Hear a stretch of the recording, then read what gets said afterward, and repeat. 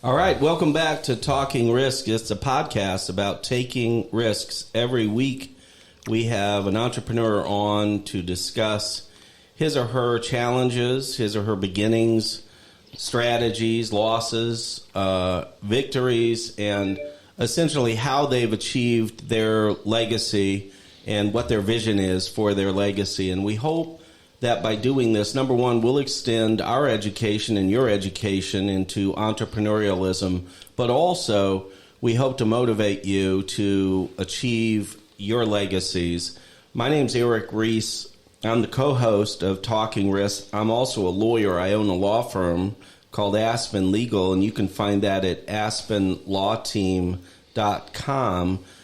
Ricky Hall is my co-host. Ricky? I am Ricky Hall, founder of Nutrition HQ and Nutrition HQ Franchising. All right, where do you find that, Ricky, since this is shameless advertising? nhq.rocks, nhq.rocks. All right, so we're coming to you from the beautiful Aspen Legal Studios in the business district on Locust in St. Louis, Missouri. Our guest, Eric Wolfe, is coming to you from sunny Florida. His origins are at Eau Claire, Wisconsin, but Florida and his house in Florida have one thing that Eau Claire doesn't have, and that's an ocean, basically. Sunshine. So, Eric, introduce yourself, if you will. Yeah, well, first of all, thank you guys for having me on the podcast. Excited about it. Eric Wolfe, President and CEO of E&G Franchise Systems that owns the brand of Erbert and Gerbert out of Eau Claire, Wisconsin. So we're going to talk with Eric, obviously, at length about the challenges that the restaurant industry has in general because of COVID and specifically the government shutdowns. I'm sure all of you have read that Michigan is planning to shut down again, no surprise. Democratically controlled state. This doesn't surprise any of us, but they plan to go back to shutdown mode within the next week. But we're going to start with the thing that we call hot topics. Hot topics. It's my wife. Very proud of her for recording that.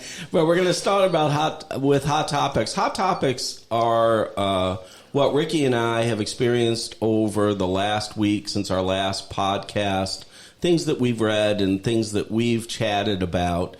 And we're going to start with really what the hottest topic is as far as I'm concerned, and that's the vote against unionization down in Alabama in the Amazon warehouse and service center. And the vote wasn't even close. It was 2.5 against and 1 for. In other words, the votes against exceeded the votes for by 2.5. And what strikes me, there's a number of things that strike me. First of all, Jeff Bezos, and again, amazing business person. And I'm not trying to take anything away from him. He doesn't agree with us politically, of course, not that he cares. Big Democrat, owns the Washington Post. And he called the allegations by the Trump administration of election fraud because of all of the problems with mail-in ballots, called them ludicrous, baseless, etc. But if you follow the story of the attempted unionization of Amazon down in Alabama, what did Jeff Bezos want? He wanted no mail-in ballots, all right? All of a sudden, it switches, right? And he says that mail-in ballots are subject to fraud. Mail-in ballots are subject to all sorts of bad things that wouldn't reflect an accurate vote of his workforce down there.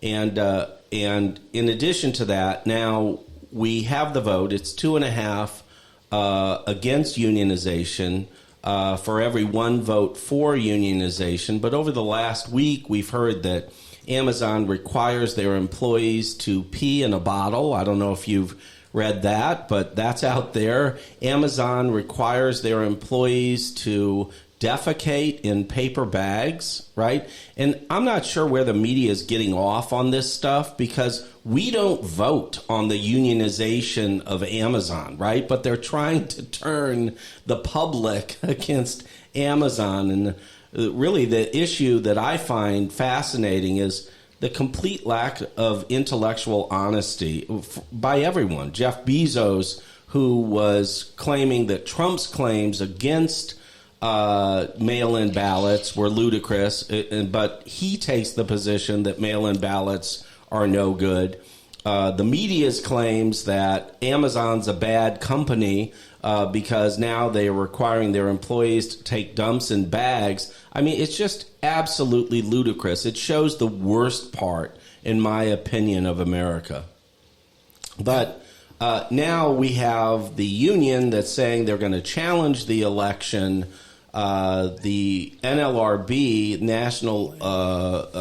the organization that really supports and really forms these unions, they're going to look into it. But, they're making baseless claims as far as Amazon's undue influence on its employees. And they're actually alleging, New York Times is alleging racism somehow, of course, against Amazon with respect to this vote. And of course, we know how this is going to come out. These are the employees. My brother-in-law works for Amazon. My brother-in-law is not an executive at Amazon. He works at a warehouse for Amazon. And he always sings the praises of Amazon because of the benefits that he receives. The health insurance, the 401k, etc., are amazing according to him. And he's paid $15 an hour, but the benefits that he receives are worth much, much more. So it's going to be interesting how this plays out for sure. But, that's the thing, Ricky, that strikes me is the complete lack of intellectual honesty to say one thing when it supports your cause and to say something completely different when the facts and circumstances change. And maybe that's human nature. And if it is human nature, we're all doomed, by the way. But in business and negotiations, be freaking honest. Be intellectually honest.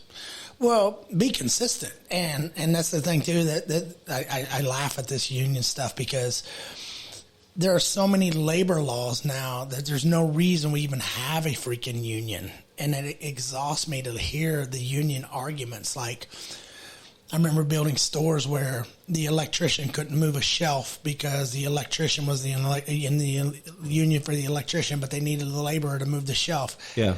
Get the F out of here. Yeah. Move the shelf, put the outlet in, and be done with it. And it's sad. It really is. And then, like you were saying, like here now, Bezos anti-Trump because of mail-in, and now for his favor, we can't have it that way. Sure. It doesn't work for me, but it's okay over here, but it's not okay over here, and I hate that inconsistency. Yeah, we're in a society now that we can't have an intellectual, honest discussion about any social issue because the folks that have a differing opinion than the opinion that's PC, the opinion of the media, the opinion of the powers that be, they're silenced because they're afraid of cancellation. And if you cannot have an intellectually honest discussion about a problem, about an issue, about a negotiation, then it's not going to be resolved. It's that simple because either people are being silenced or, quite frankly, people are just taking a position which is dishonest. And your result is never going to be even close to perfect. So that's one of the hot topics. The other hot topic that I have is really COVID and how it's impacted the restaurant industry, which is going to take us in our discussion with Eric Wolfe and Erbert and Gerbert. So last night, Jill and I went out to a restaurant, and it was packed. I mean, it was elbows and armpits. Nobody had masks on, and so I was enjoying myself quite a bit, right? Johnny Black might have been involved, spending money like crazy, as was everyone else. And, man, it made me happy just to see people out there not operating under the quote new normal end quote, which is total BS, but operating normally like we're used to, like we're supposed to. Yeah, absolutely. So, and I'm thinking about, all the workers were happy because, they know business is backed. I met with the owner for about 5 minutes. He was hustling. He's excited that all the people are back. And, they dodged a bullet, but I know a lot of restaurants and other businesses did not. And that's really unfortunate. And we've talked about this in the past, how COVID and the governmental shutdowns have changed things positively. But the restaurant industry in particular has been heavily hit. Yeah, and we were talking earlier this morning, and I'll go back to the military type thing. It's like, don't send me to war with a gun and no bullets. Same thing with business. If I'm following the rules with license and health inspections, get the hell out of my way. Let me put money in the bank, pay my taxes, just stay the hell out of the way. Because you don't know business. You're in a governmental position. You've never, ever sweat and had sleepless nights trying to figure out how you're going to make payroll, right? How you're going to pay your sales tax. That's what's frustrating. And then you tell me I can't open, and then here, I'll give you a great example. Busch Stadium open for opening day. If anybody knows anything about St. Louis Cardinals baseball, it is a holiday when we have opening day in St. Louis. I don't know the guy or the people or whoever it was that decided that Busch Stadium can open with 32%. Right. Where did 32 come from? Science, brother. Science, man. Yeah, Dr. Fauci. I don't give a shit about science. Right. 32%. Yep. Because if you go to 33, COVID's going to spread. Exactly. So and that's what's frustrating. Yeah. So just get the hell out of the way. Let the entrepreneurs, let the capitalists run the country. Right. Yeah. And really the unfortunate thing is, a 2% fatality rate for COVID, and that's probably strongly elevated no matter what you're reading in the media. But what we've done is we've damaged, in many cases, irreparably, we've damaged so many lives, so many people that are dependent upon, let's talk about the hospitality industry, and let's talk about the restaurant industry. In San Francisco, I just read a report that 63% of the hospitality business has been permanently destroyed, shut down, ain't coming back, all right? That is huge. Right? That is huge. That's huge economic losses. And think about all the hundreds of thousands of lives that we've destroyed. And you can sit back and you can say, they'll find another job. Give me a break. You don't know what you're talking about. We're in this together. We're not in it together. Until you're paying my mortgage, we're not in it together. And so I, feel for the restaurateurs that are out there that are making a comeback. But, one thing that I've seen personally from last night is people are coming back. They want to be normal. So, Eric, tell us about that. Tell us about how people are coming back to Erbert and Gerbert and other restaurants. Yeah, it's interesting just listening to you guys about the restaurant and hospitality. My wife and I, we just bought this place down in Venice Beach, and we drove, actually, so we were on the road 2 days and one night, and we went through all these different states. So from Wisconsin to Illinois, going through Kentucky, Tennessee, and then going into, obviously, Florida. And it was interesting when we would stop and have a bite to eat, and every state was totally different. You could virtually tell the states that were very locked down versus not locked down, the attitude of the politicians and the workers. And it was just really, really interesting. And obviously down in Florida, we went out to dinner last night, and it was wide open. People are, I would say, more healthier from the standpoint. They're out and about. It's just a livelier people that are just enjoying life in general. So I know that obviously we have to follow, the rules and regulations and all that, but it was very interesting to see the different approaches in every state that we traveled through. So it is quite interesting. With us, with COVID, Erbert and Gerbert's, we've been around since 1988. We have close to around 100 locations around the country. Some are in the university setting, corporate settings like General Mills World headquarters. And then we have traditional stores that are on, street corners with drive-throughs. And, for us, how this has impacted us is because, 1/3 of our business was in the university. We call them non-traditional units, which are all shut down. Sure. And virtually trying to figure out how to do that. I was talking to one of our bigger partners, and they're saying, Eric, you don't realize we're thinking about going live in the fall and opening up all these different universities.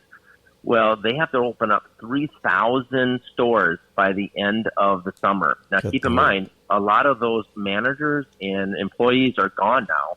So they are just unbelievable burden on trying to find people to even do that. So it's just kind of interesting to see what is going on with COVID. With Erbert and Gerbert, we have our own self-delivery. We have pickup, catering, and, delivery curbside. So we did see an impact. There's no doubt about it, especially in May and June. We lost around 50% of our business, just overnight from that standpoint. But thank God that we came back and actually we're stronger today than ever. We're hitting 2019 levels right now with less restaurants. So we are seeing a huge pivot in our business, especially in our QSR segment of, sandwiches and soups. That's what our main product line is. And we're seeing it coming back strong because people do want to come in. They want to, they're tired of, the curbside or the pickup. They want to come in and talk to their old friends that were making their sandwiches and soups and all that stuff. So we're starting to see that happen. So what's interesting, let's talk about the colleges first. And a lot of people probably don't know this, but when you go to a college and you go to a food court at a college, these are generally run by huge companies, Eric. Isn't that right?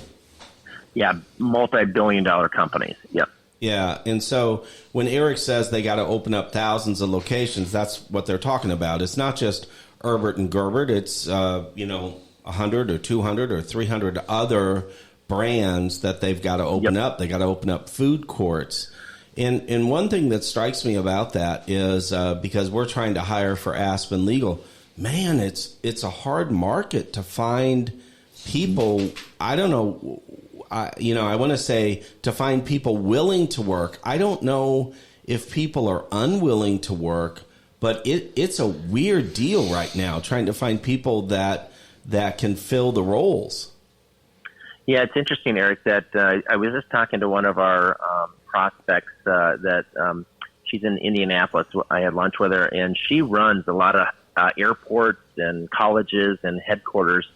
And what's interesting is she's trying to hire people, and she cannot find people. The reason why is because, sad to say, the government has given some funds out there, and they're basically saying some of these people can make more money on unemployment and obviously the bonus checks that are coming through than virtually going back to work. Now, hopefully that will stop and they'll continue to maybe move into the workforce. But it is a difficult situation. There's no doubt about it, of just finding people to show up. I mean, we'll have 30 interviews for, $11, $12 an hour, just making sandwiches and pouring soup. Sure. And virtually half of those people won't even show up for the interview, where they have committed to show up to the interview. Well, our government's made them so comfortable, like you said, to draw a check, sit on their couch and binge watch Netflix versus go to a freaking interview.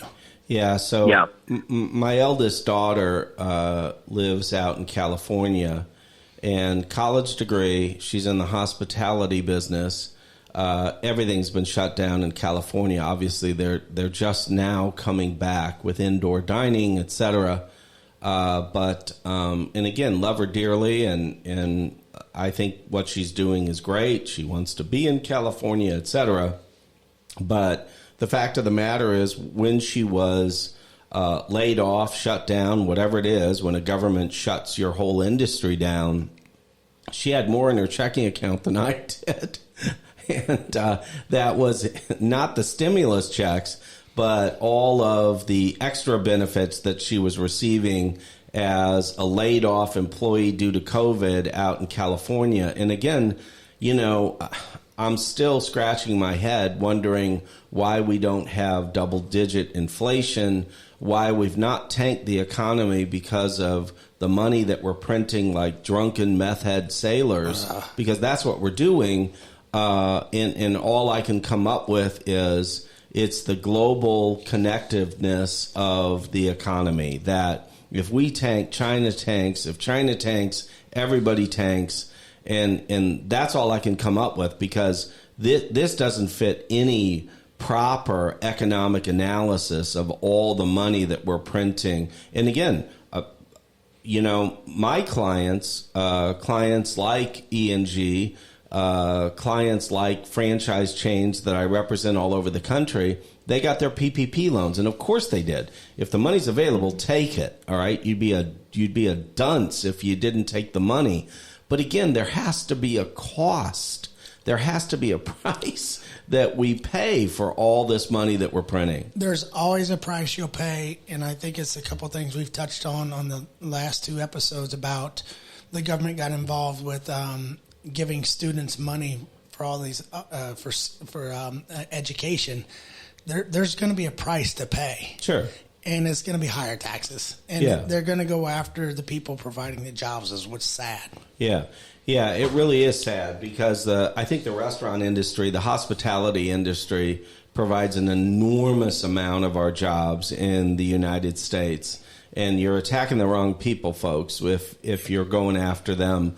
So, Eric, tell me about, I often take a look at restaurants without, say, a drive-up window, for example. And if you're negotiating a lease and you want an end-cap unit, meaning a unit that you can actually drive around so you can have a drive-up window, it costs you extra, and it's a more difficult negotiation. But the fact of the matter is that many restaurants did not have a drive-up window, and so they had to come up with a completely different plan of curbside delivery, etc. And it was so unfortunate, because so many restaurants that provided great products all of a sudden found themselves in a position that they could never imagine, and that's, the government shutdown. So tell us about not only how the restaurant industry responds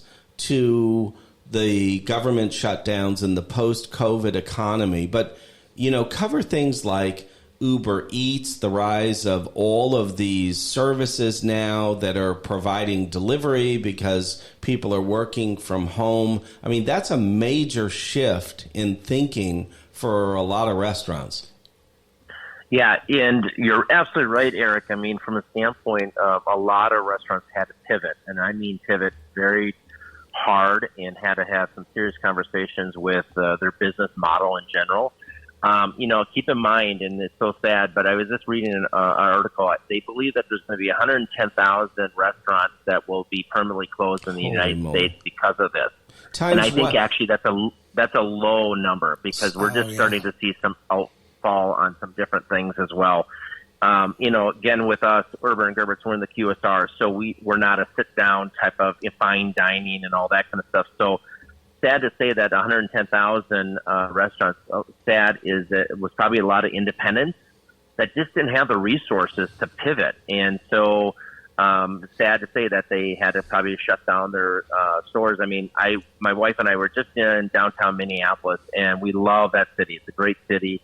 And but the restaurants that we used to go to are all shut down, and some of the owners have said, we are not coming back. It's simply, they can't afford it, but also politically they don't even deal with that anymore. I think people are just getting tired of it, and they're moving out into the suburbs or even crossing state lines because it's just in a better business environment. But when you look at pivoting in a lot of the restaurant industries, what they had to do, and I think this is actually going to be a positive thing in the future, they had to think differently. Sometimes, things happen and you get challenged and you got to look in the mirror saying, how are we going to get ourselves out of this? Mm-hmm.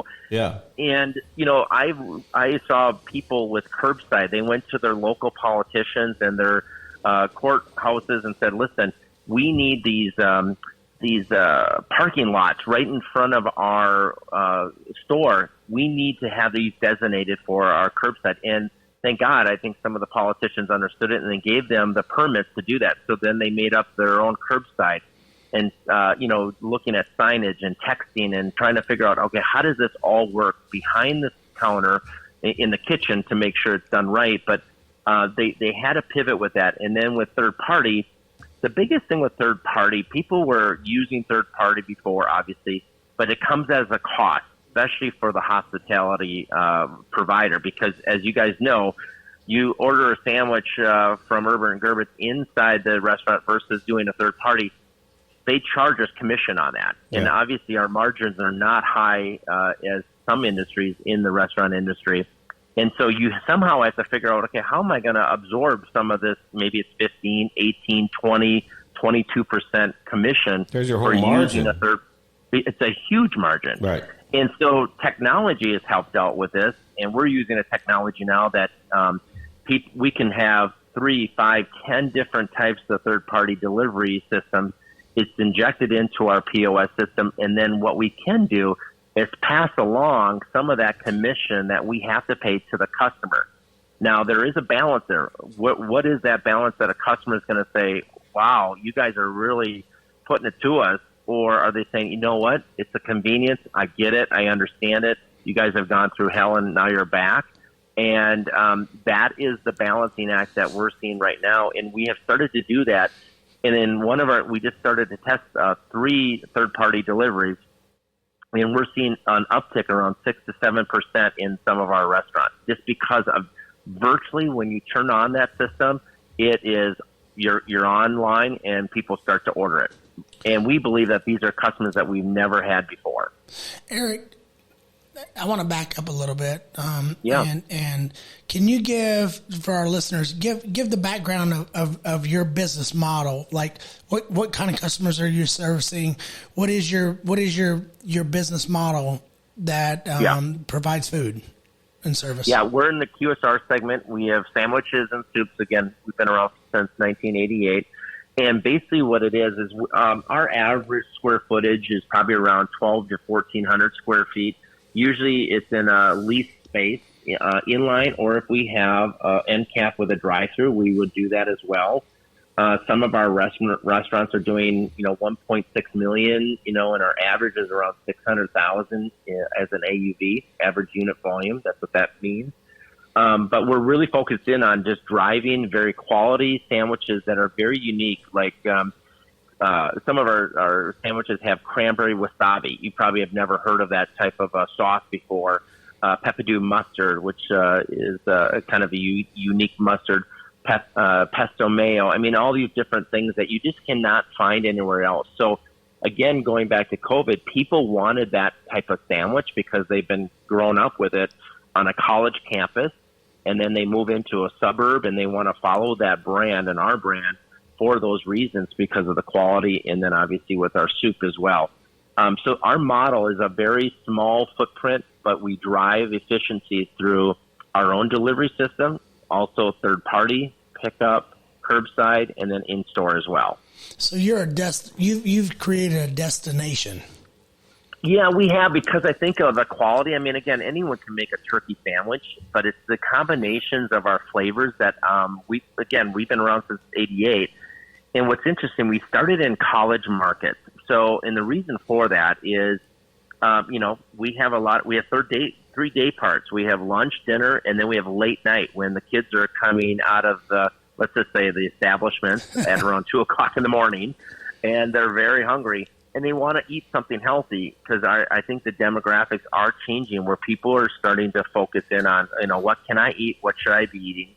And so we started there, but as we have the opportunity where we have a student there for 4 years on that college campus eating our products. So our service has to be great. Our quality has to be there. You cannot imagine how many emails I get back. I mean, I get people from California, Alaska saying, hey, I went to such and such university. I remember late night. You guys were awesome. You have a cool vibe about you guys and all the quality of the product. When are you guys coming to Alaska? So our brand actually follows the customer through their life, basically. When they're done with college, now they're married, they have a couple kids, now they're in the suburbs. So we can follow that customer And it's kind of a unique scenario where it really helps us from a marketing standpoint because, they know the brand and we're quality. So there's so much to talk about here. So let's talk about first the quality versus the price, right? And Ricky and I have talked about this often. In the legal field, lawyers, because they're borderline retarded, believe that you have to charge a higher price because the consumer believes that if you're charging a higher price, it must be worth it, okay? Dumb, all right? But most lawyers are dumb. But in this segment, let's call it the sandwich segment for a second. We know that the largest franchisor, and Erbert and Gerbert is a franchisor, folks. So if you like what you're hearing, you ought to check it out and look to open up one of these sandwich stores. I will tell you this, that I know the CEO personally, and he's a good guy, right? So I can vouch for him for sure, and he believes that it's a partnership between franchisee and franchisor. But beyond the pitch, right, the largest franchisor in the world is called Subway, all right? It may be the worst sandwich that you could ever eat, right?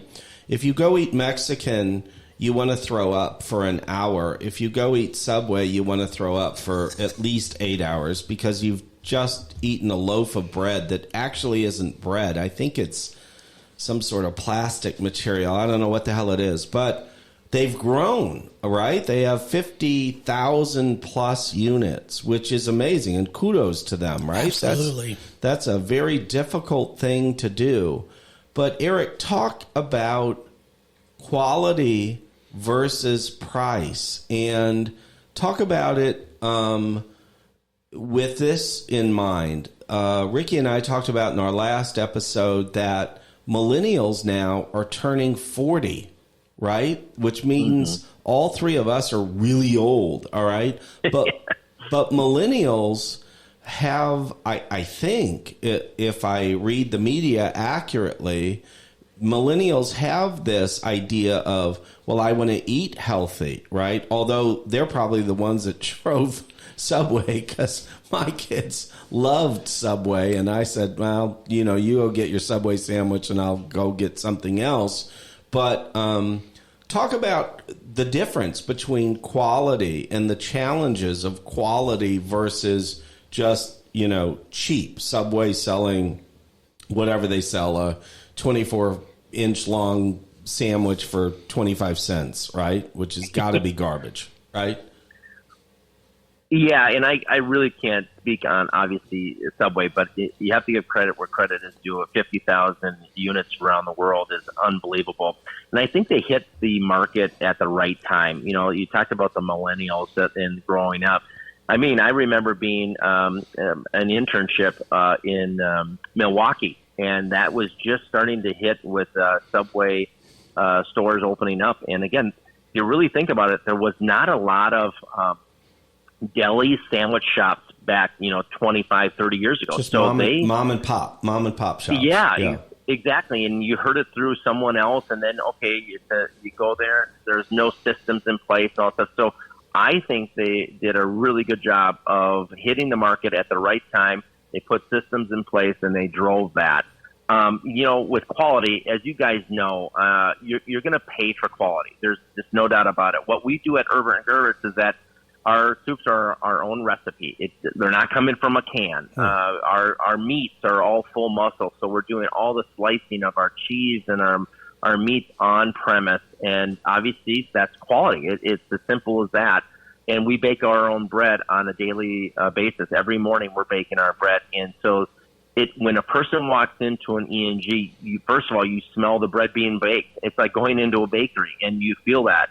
And so there's always those touch points of the customer that says, you know what, I'm willing to pay 50 cents, $1 more per sandwich because I know, first of all, I know the owner, he's part of the community. Second of all, that I can see them slicing the meat. I can see them baking, the bread. I can see how they take quality in the soup. So I believe, and that's where the margin is in for our franchisees, is that we're not going to play the price game. We don't want to have someone making 300 sandwiches a day and, selling them for, I guess, a quarter, whatever you said, Eric. Sure. Obviously, it's not that. But, you can wear out your staff, you can wear out your managers, you can wear out your owners because the profitability is just not there. And the most important thing is that you're not serving a good quality sandwich that's going to last for that customer to keep on coming back. The biggest thing that I'm seeing, like with Subway, and again, kudos to them, they have 50,000 units. It's all about convenience. Mm-hmm. So a family driving down the highway and they want to stop, and they're not going to stop at a convenience store to get a pre-made sandwich. So if they see a Subway nearby, they are going to go there because to them that's better quality than the convenience stores. So I think convenience is a very, very big play for our market itself. We have to be in a certain area with the traffic counts that are there. But once we get into a community and we start to market and we start to tell the brand history about who we are, what we're all about, I do want to touch on that because I think it's important for people if they're thinking about, opening up their own restaurant or hospitality, or even maybe, like you said, Eric, a law firm. You got to have a story that is backing up the brand that can live, and it's true. It's true. You're not making it up, but that can flow throughout the whole entire marketing, the branding, and also to the product as well. So, yeah. So, and I think about a QSR that I'm a big fan of. All right. I don't represent them. I'd like to represent them. But I went through on Wednesday of this week for a family of 4. We're a family of 6, but 2 of them are not on Daddy's program anymore, right? They're out on their own. We went through Chick-fil-A, right? And a family of 4, it cost me $52.36, right? Yep. And nobody got anything outrageous. We just got meals, right? Now think about that, right? I paid $52 for a family of 4 where I could go to McDonald's and pay $25, right? And I'm a fan of McDonald's, right? Quarter pounder with cheese. If you're not a fan of quarter pounder with cheese, there's something mentally wrong with you. Special sauce. Right, exactly, right? And but I can't say I was glad to pay it, but I typically pay it at Chick-fil-A because I feel that the quality is there. And I feel that the service is there, right? And again, there are people out there, clearly, right? Because I was in a line of maybe 100 cars to get through. There are people out there who are willing to pay more for the quality of products and services. There's no doubt, all right? But, Eric, how do you change your marketing versus Subway or McDonald's, where you can go through and feed a family of 4 for $25? How do you change your marketing, or how do you find those people who are interested more in quality? And part of it you've already said. You say, look, that's why we're popular on college campuses, because these kids are thinking about quality and what they're putting in their body just versus, just make me not hungry anymore. But that's a challenge, no doubt. How do you find those consumers, and how do you change your marketing for that? Yeah, well, first of all, it really starts with us, guys. I mean, it was interesting, and I kind of want to rewind a little bit. When we were talking about having problems with labor and finding people, and just kids in general, 16, 17-year-old kids just to make a sandwich and them not showing up, part of the problem is us. And what I mean by that is we have treated our kids and treated them well. I mean, I remember growing up and going out to get a quarter pounder and cheese with my mom and dad was a big deal. Oh, yeah. Right now, absolutely. I mean, right now, like you, Eric, and like myself, we'll go out and spend $50 in a Chick-fil-A and not even think twice about it. That's right. So we went out once a week. We went out once a week, and that was it. And McDonald's, going to KFC was a big deal. big deal. Yeah, you got the bucket of chicken. Yeah. Man, this is a big deal.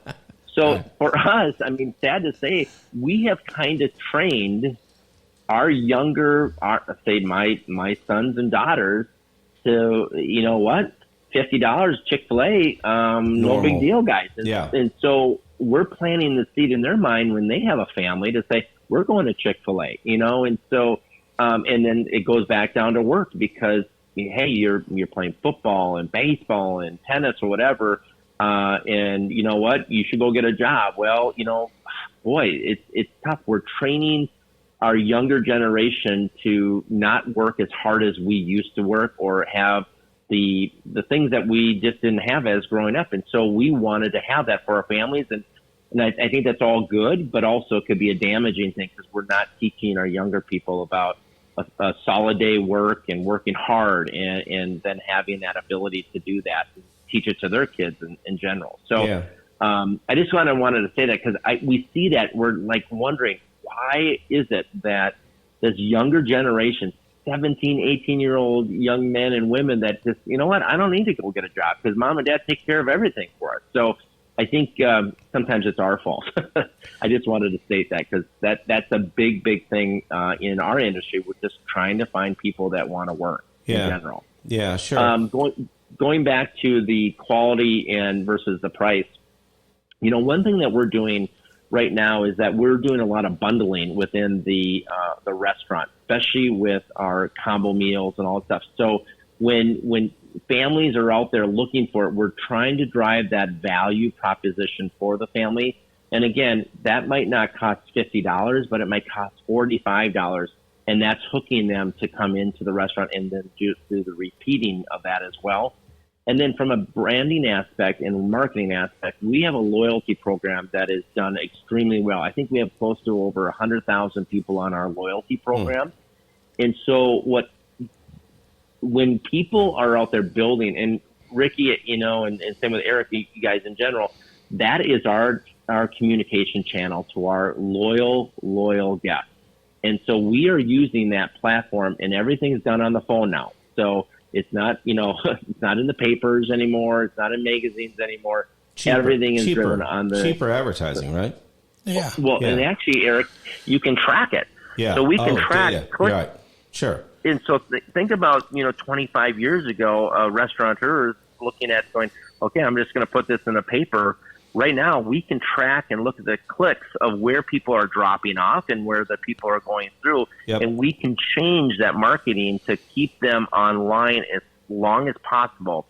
And then obviously we have the data, and they have approved this for us to do, is that we now can communicate special deals. It could be a Tuesday afternoon special. So that's driving traffic and really communicating with that guest.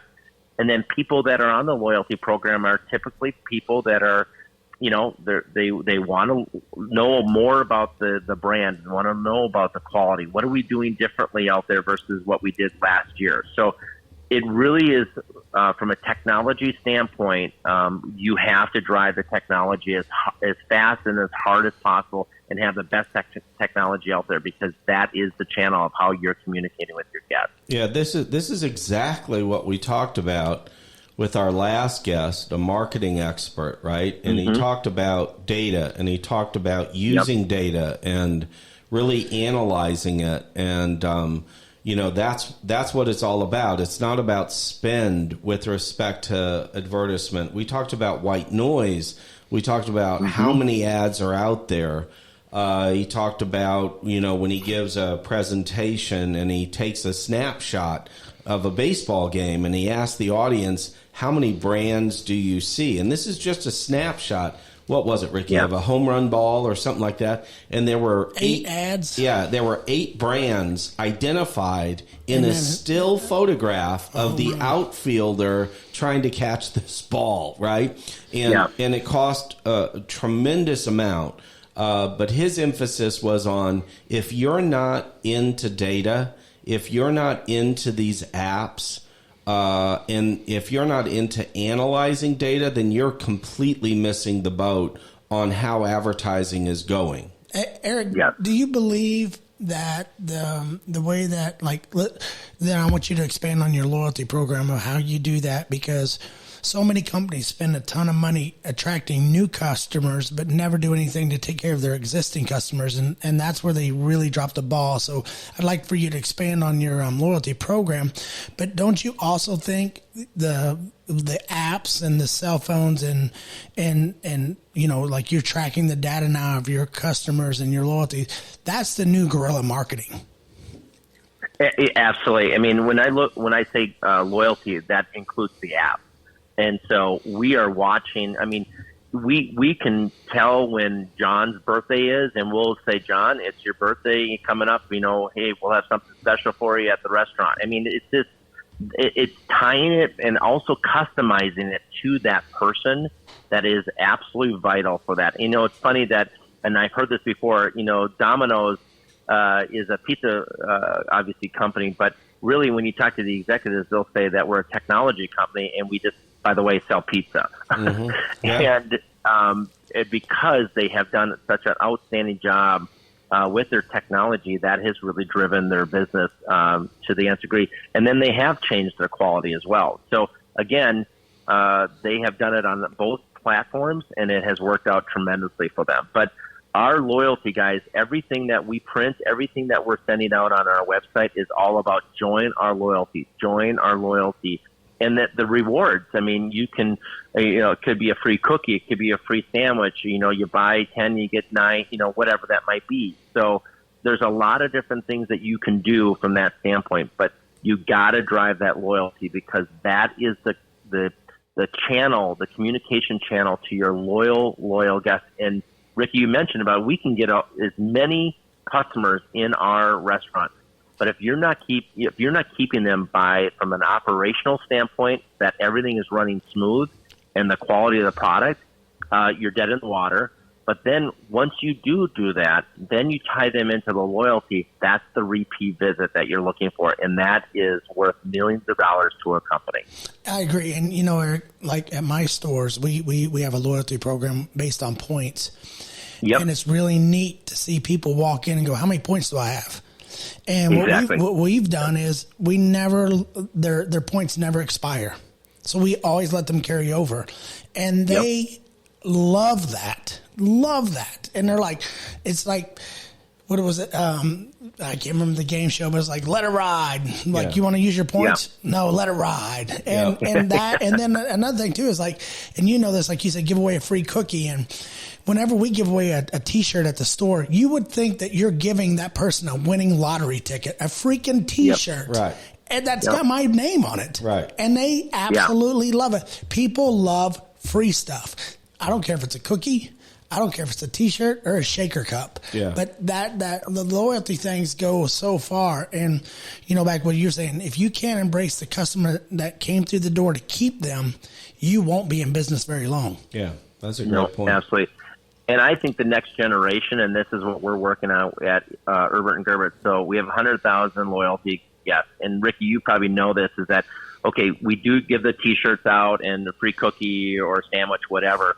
But I want to even drive it even farther. So if I know that Eric Reese loves to fish, for example, and Eric, I don't think you do, but just as an example. But if Eric keeps on coming, exactly. But if Eric keeps on coming into the store and he say he hits 50,000 points, whatever, I know that Eric loves fishing. I would love that, tie that into sending him a gift card from Cabela's, or saying, hey, enjoy your next fishing trip with your scotch, and here's a $10, $20 gift card from Cabela's. Do you think Eric would open up that gift and say, wow, those guys really know me and they really care about me? And so I think there's that next generation of loyalty that you can really tie to your customers of what they like and what they do on their off days. And if you can do that, it again ties you more to the brand and to your customer. See, and this is something that we got into with our last episode. It's number one, you can have tunnel vision about a lot of things. This is the way to do things. This is the way others are doing things. And then you keep and I hate to use this expression, peeling back the onion and the layers, but for example, it's not enough to say you need to analyze the data. You need to analyze the data on a consumer by consumer basis, right? And it's out there, right? So Eric's example is not a bad one, right? That he can determine from products and services that are out there what this person's preferences are, right? And he markets to those preferences, right? And it's eye-opening, and it's also embarrassing. Every time we have somebody on, they're telling us they do things a particular way, and I'm sitting here going, my God, Eric, you're a dumbass because you've never even thought of these things in your own business. But again, that's why we have the show. That's why we have various entrepreneurs on. But that's fascinating to me that you can get down, not generally, Ricky, we've talked about your spend is, I think, an average of about $63, $60 to $65 in your store with respect to a visitor. And that makes sense. When I go buy supplements, I spend about $60, right? And that's some data, right? But that's a generalized data. So you got to understand that, because if someone's spending $62, you want to figure out how they can spend $68, right? And how to drive that up. But it's that particular or unique per customer data that you really need to get into to really create loyalty, because now I'm not a number. My God, this brand actually knows me. Yeah, and exactly. And something that we've done is, they're spending $60 in my store. Do we get them to 68, or do we get them to bring their friend in to spend $60? Good. And that's our ultimate goal. Sure. Is the whole Walt Disney. I want to create an experience so spectacular that you're not only going to come here again, but you're going to bring your friends and family. Yeah. And that's our ultimate goal. And Eric, I think that's probably your guys' goal too at the store level with your flavors and your quality. That's what brings people back. Sure. Be better. What Yeah. Tim said the other day. You got to be better. Yeah. Right. Yeah. Yep. So, the other thing is, we get too caught up on price, and Eric and I have had this discussion. And again, everybody watching the podcast is going to go, my God, you're unhealthy. But I've been through Burger King lately, right? Family of 4. The average price is $11.50 through Burger King. All right. And so people think it's cheap. Other than McDonald's and potentially Subway, right? It's 5 for $5 or whatever, but you really don't want the 5 that they're serving for $5, right? So they're trying to guide you to something else. So other than McDonald's, and how they do that, I assume is in part great volume, and McDonald's is a great system. No one can argue that the system is not down, right? They've figured it out. But other than McDonald's, where I can feed a family of 4 for $25, maybe certainly under 30, right? Burger King, a great example. It was $44 plus the other day, and we just all got the numbered meals, right? I got a double Whopper, Nick got a double Whopper, or whatever. These are average meals, right? And so we can't get too caught up in price, right? We can't chase shiny objects. And the shiny object is in part Subway in this particular industry. Well, and I will tell you, there used to be a brand that served great quality sandwiches. It was called Quiznos, right? 7,800 locations. I will pay any listener $100 if they can go find a Quiznos within 5 miles of their house. You can't, all right? The system was destroyed, and it was destroyed in part because they were copying what Subway did. Subway came up with the 5 for $5 in part to take Quiznos out. What did Quiznos do? They came up with the little torpedo sandwiches. I don't know if people even remember Quiznos. I'm sure Eric does, but Quiznos came up with the 3 for $3 or whatever, and they lost their minds completely because they had cats actually advertise it. That was their spokespeople, and the cats would sing the little Quiznos song. Listen, if you're selling sandwiches and with meat in them, here's my suggestion, and everybody write this down. Don't use a kitty cat. Or right? any animal to pitch your meat.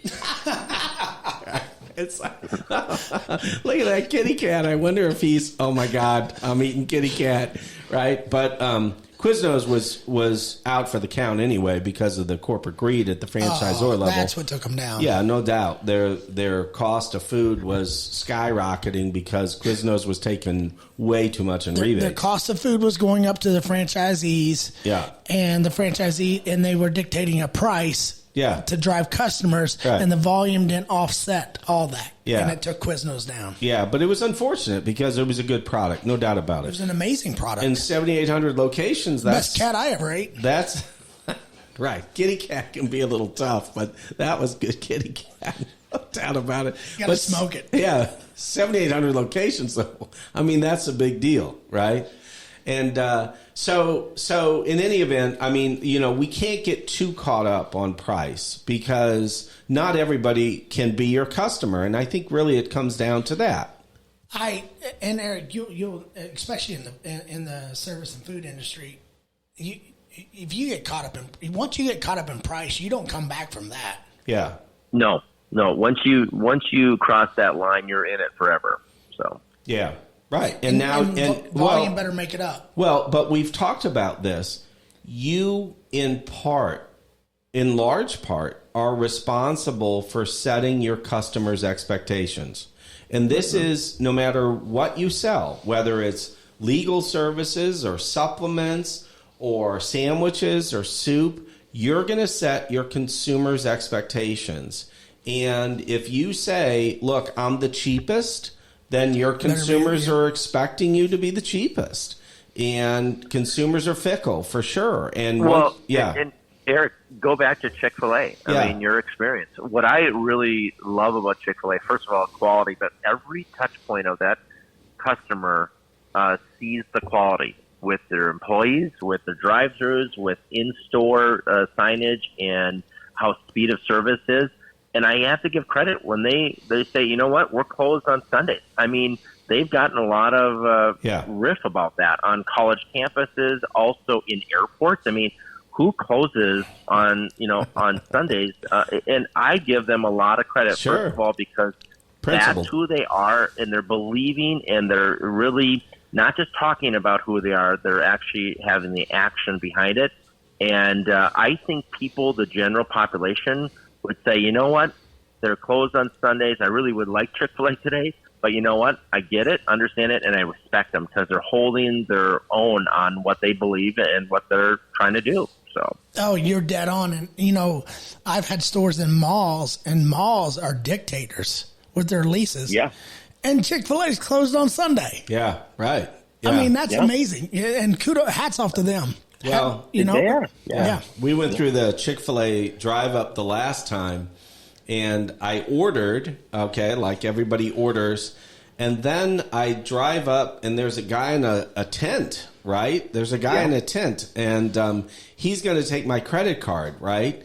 And, it was bizarre. It's like, good evening, sir. It's like... Wait a second. I'm at a fast food place, right? I expect him to have a top hat on or something. It's like, have a good day, sir. And it was like, man, is this an experience, right? But I was in and out of there in 30 seconds. But you're right. And you know what? You paid $52 and you look back and go, you know what? I'd do it again. Yeah, and I will do it again. Yeah, but like you said, Eric, the touch point from ordering to pick up to signage, to the staff's attitude, their dress, their appearance, it's all top shelf. Yep, it is. Well, and maybe, and again, COVID's not going to tank McDonald's, who's definitely a low-cost leader for sure. But maybe this COVID, as Eric said, is going to eliminate, some of the marginal performers. And maybe what we're going for in 2021 and beyond is you got to give me the value for what I'm paying for. And that wouldn't be a bad thing at all, for sure. No, and if you're go ahead, Eric. No, I was just going to say, and one good positive thing about COVID is that I think the restaurant industry, hospitality, I mean, you can go into Delta as well. You are going to see more focus in on cleanliness, customer service. And so I think this is going to carry over for a long period of time, and I think that's a good thing. Yeah. I also think with COVID, you are now going to be looking at different types of models. So for example, with E&G, we're looking at a 750 square foot, I would say a smaller unit that's going to have a drive-through window, a pickup window, a little bit of seating outside, but that's it. So the model in COVID has pivoted on our real estate selection, but also how we build stores, because we are focused in on what do the customers really want. And what they really want is that quality of product, but also the convenience. Because again, guys, for us at least, we're not a sit-down type of scenario. I mean, we still do that, but I mean, it's all about convenience for that guest, because again, COVID has changed the customer's viewpoint of how do I get my products and services quick, fast, and safe. And that's going to be changing, and we're seeing that already. So. Yeah, I mean, commercial real estate. What's your outlook for commercial real estate, Eric? I mean, it's my gosh. I mean, and again, understand that landlords, again, when everything was flying high before the governmental shutdowns, landlords could be kind of jerks, right? I've negotiated well over 1,000 leases, and it's like, my landlords were not my favorite, right? But in the end, landlords are entrepreneurs just like us, right? They took a risk and they borrowed a lot of money. But man, I mean, just to imagine how commercial real estate is going to change. I talked to someone the other day. It's like, oh, no, commercial real estate will be fine. Everybody's going to go back to their offices. Let me tell you this, all right? And Eric just said it. They're looking at models to reduce their real estate by half.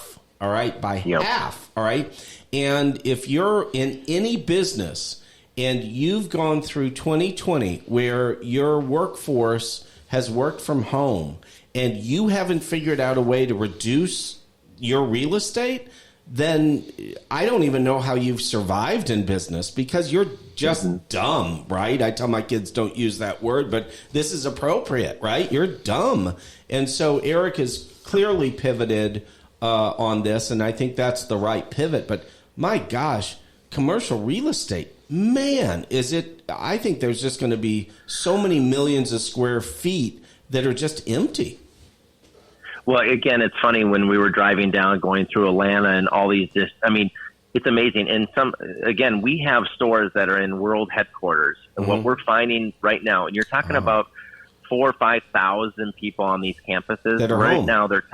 Right now they're empty, and they're telling us right now that they're not going to be 75% till fall. September. That's what I hear. Centene here. Yeah. I mean, thousands and thousands of employees. They're not coming back until September. That the corporates made that statement. They're not coming back till the fall. Yeah, and you think about it, guys. If you had a person that was working in a cubicle at a headquarters, and now that individual is now home and is being productive and has not seen any lack whatsoever in workflow and all that stuff, and they have the ability to have lunch in their own kitchen and walk the dog during lunch and then come back. I'm telling you what, this has pivoted on how people are going to be working from home versus satellite offices, whatever it might be. But yeah, I believe it has changed, and it will change. And you just got to figure out how that is going to help your brand. One of the things too, Eric, if you have, your listeners and with TI dollars and all stuff, with our real estate, a lot of our franchisees are going back to their landlords and locking up new leases and asking for TI dollars, which the landlords are happy, because the landlords know, boy, coming fall or right now, we don't know if people are coming back or not, and they are a little bit scared of saying how many people are going to be in my strip mall area, how many people are going to make it. And so for your listeners, this is one great time to get in touch with your attorneys or whoever that might be that will be helping you with negotiation on your leases, because you should be doing it because the landlords now are willing. Yeah, and see, that's so, look, I started my law firm March 16th, right? Ricky started his franchisor, his franchise operations in September, I think, of 2020, right? And so, again, so we talk about COVID and we talk about governmental shutdowns, not to be negative, but to be positive in the sense that how you need to pivot. And I know people are tired of that word. We use it a lot, but how to pivot and how to operate smart, right? How to operate more efficiently in what we're going to call the new economy. And we really do think it's the new economy. Well, we don't think it. We know it, right? We talked about this last time. The consumers are used to working at home. They're used to wearing masks. They're used to going through government centers where Army personnel direct them to have their arms shot by a complete stranger with life-changing drugs. This is not a political statement. This is happening all across the country. And so consumers are changing their ways, right? That they live and they work and how they get their food and how they have their essentials or necessities met. And you need to change. But to Eric's point, this is exactly what our marketing expert said in our last episode. There is never been a better time to focus on starting a new business. You just got to start it with a different approach. And when we talk to companies like Erbert and Gerbert that are saying, yeah, we've already figured this out. As I said, we done did pivoted. One of the reasons I started my own firm, and again, not to pat myself on the back, but look, hourly rates at $550, $600, $750 an hour, that's not going to work in the new economy, all right? People are going to say that's too much, and they're right? So I dropped my rates nearly by 50%, certainly by 40%, because the pivot has to be done now. And that's why, I say I done did pivoted. That should be my trade slogan, although that sounds a little stupid, but you got to pivot now to prepare yourself to be prosperous in the future.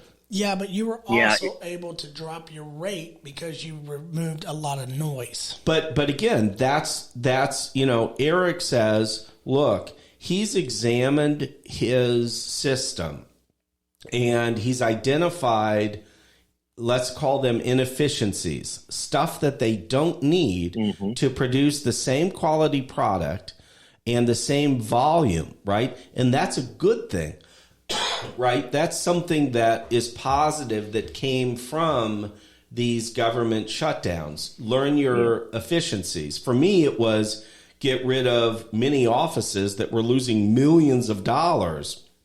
Get rid of, political correctness training every week for everybody in the organization.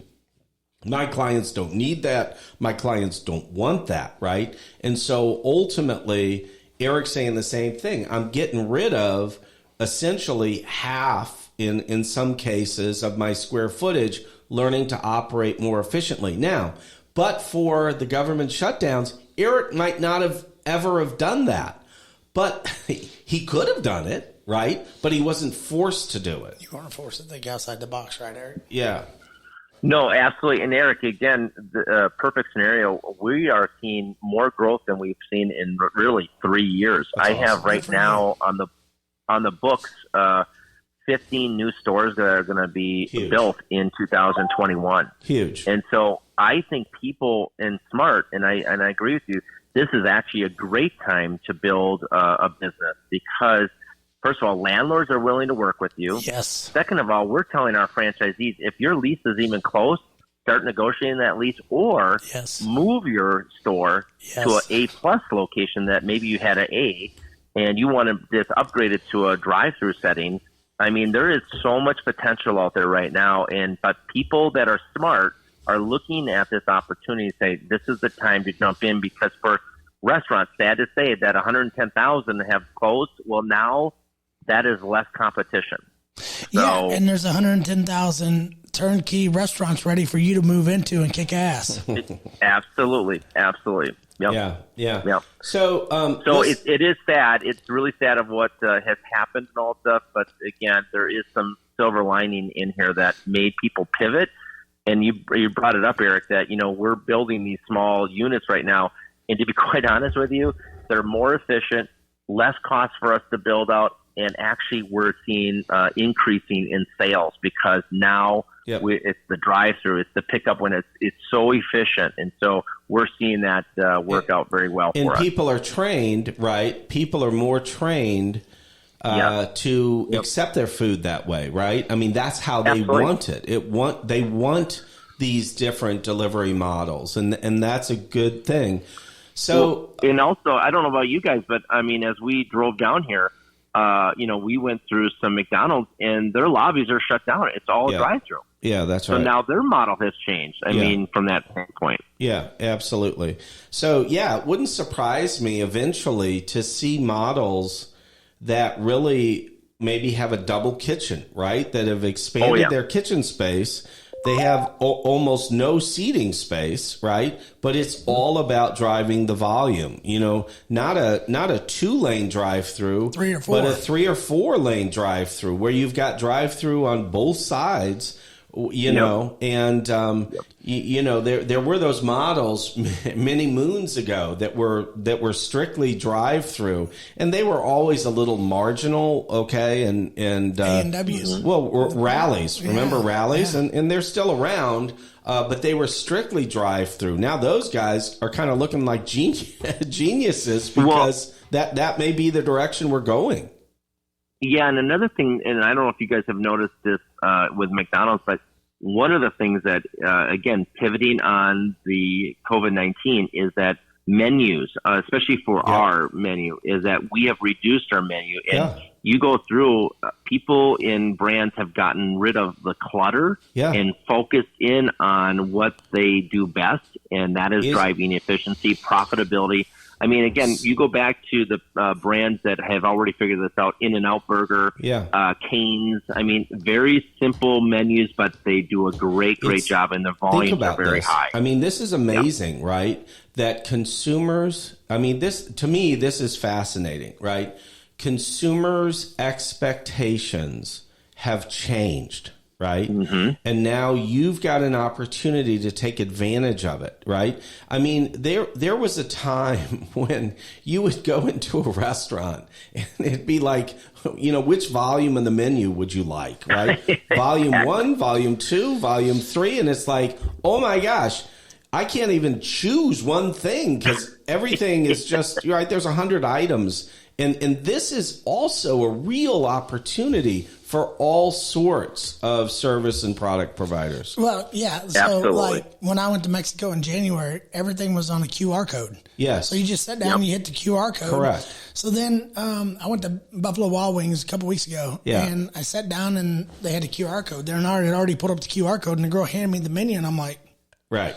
Like, what's this? I felt offended. Like, I don't need a menu. I know how to read a QR code. Exactly. So, but just think about that, Ricky. Just that little change now to that restaurateur. He doesn't have to invest in menus anymore, paper menus or anything. I mean, it's so small. Sure. But if you're going through 1 million of those a year, that's a big number for that. Of course, massive. So if let's use Buffalo Wild Wings. How many? I don't know how many units nationwide, but now you get rid of 500 menus per store. Yeah. And then when you make a change to your menu, it's all digital. Oh yeah. And now now that's all going to lead to tracking. Yeah. Oh yeah. That it all feeds back into the data. Yep. Yeah, for sure. Exactly. Yeah. It's so an again, exciting sad time. that we had to go through it, but there was some silver linings in it, and it will continue to move the brand forward. If you go through something like this and don't grow, man, I'm sorry. Yeah. I feel bad for anybody that lost their business. But step your game up and come back more hungry and better. Yeah.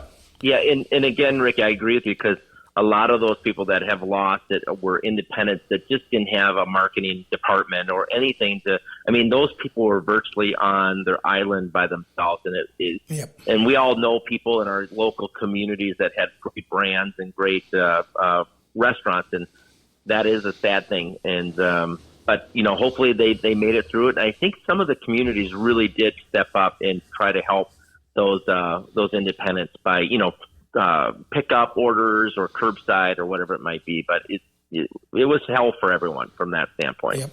So 2021 is going to be a good year for you. I mean, colleges are coming back, and yeah, that's awesome because look, it's very difficult, and we've all talked about this. Ricky and Eric and I have talked about this. It's hard to make money, and it's not easy. People that have made money sometimes make it look easy, right? Because we see them on their boat, or we see them in Eric's case in his house in Florida, or we see them, whatever, in a nice restaurant, and it looks easy, right? But they don't understand how difficult it is, right? And it's not going to get easier as we go forward. And so when I see people that have put in the time, put in the effort, and put in the money, as Eric has with Erbert and Gerbert, to have a potential for a big ass year, that's a big deal. Ricky, your stores are way up as well in revenue. So I think 2021 economically is going to be a real boon year for a lot of businesses. It is, and I think if you're hungry, you better wake up starving. Go get it. Yeah, for sure. So Eric, we always try to do some shameless plugs. AspenLawTeam.com, but we. So if people want to learn more about AspenLawTeam.com, if people want to learn more about Erbert and Gerbert, how do they find you on the web? Well, actually, just go www.erbertandgerberts with an S.com, and then I would. If anyone is listening and they're interested in franchise sales or whatever, I'll just give you my number and you can call me, 715-271-4177. I have no problem taking calls because we do want to partner up with people in these communities that we want to be in. And we are growing. There's no doubt about it. So and would love to talk to people. And give your cell phone one more time, a little bit more slowly. And guys, just for anybody listening in, I don't bring, and Ricky doesn't bring people on this show because they're friends, and that's the reason. And we're going to shamelessly plug their products and their businesses. We bring them on because we respect their opinion. This has been just another great podcast. We've just uncovered. We always have a rough beginning, in part because Ricky and I don't drink enough before we start the podcast. But this sort of information is just extremely valuable to any entrepreneur. But I will say this about Erbert and Gerbert. I would not be friends, just as I am with you, Ricky. I would not be friends with Eric, nor would I represent him if I believed he didn't have the morals, the business morals necessary to be worthy of partnering with. And that is, you got to make money, Mr. or Mrs. Franchisee, before I make money. I got to make you happy first. And that's franchising done right, for sure. So, Eric, if you don't mind, give your cell phone one more time slowly, and then I guess we'll sign off with one other thing. Our next guest is a guy who graduated high school with me. Don't roll your eyes. Another friend of mine. Why do I only have friends that make more money than me? It's ridiculous. The group that I'm associating with, but. This guy is named Brett Rosh. I went to college and he bought a trailer. And as we talked about last episode, we're going to play a little game. Who makes more money, the guy who went to college or the guy who bought the trailer? It's real easy, folks. It's the guy who bought the trailer. And that's going to be fascinating as well. But Eric, give your cell phone one more time and your URL, and then we'll sign off. Yeah, it's 715-271-4177, and it's www.erbertandgerbert Erbert and Gerberts with an S.com. All right, Eric. Well, listen, this has been another great show. Your information was fantastic, and have fun down in Florida. Hey, you too, guys. Thanks so much, and great show. Thank you. Okay, guys. All right. Bye-bye. That's good. Yeah. They can. Yeah, we're done. Okay.